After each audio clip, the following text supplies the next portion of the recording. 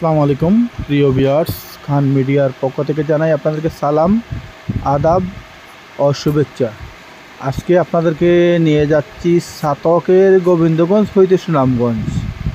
এই যে রাস্তাটা দেখতে পাচ্ছেন, এটা হলো জাউয়া বাজারের পাশ নদী একটা। জাউয়া বাজার সাতক থেকে প্রায় 8-10 কিলোমিটার সুনামগঞ্জ যাওয়ার আগে পড়ে।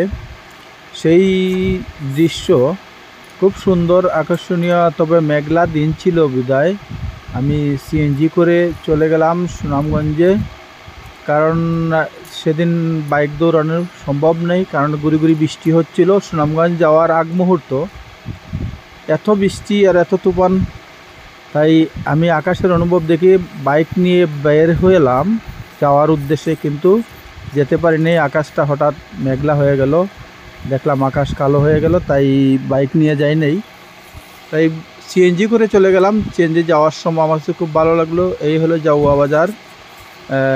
খুব আপনাদেরকে একটু দূরত্ব দেখাচ্ছি, কারণটা ভিডিও আমি অনেক লাম্পা হয়ে গেল, তাই আপনাদেরকে দেখার সুবিধার্থে আপনাদেরকে এই একটু স্পিড মুভ দিয়ে দিলাম। এটা হলো জাউয়া বাজার। জাউয়া বাজারের নদীর উপর একটা ব্রিজ, এটা এই নদী দিয়ে আপনি বর্ডারে চলে যেতে পারবেন, সাতকে যেতে পারবেন, সুনামগঞ্জ যেতে পারেন, যেখানে জায়গায় চলে যেতে পারবেন। এটা জাউয়া ব্রিজ অতিক্রম করে এইটা হলো দেখার আওয়ার, যে আওয়ার নিয়ে অনেক গবেষণা, সুনামগঞ্জের দেখার আওয়ার।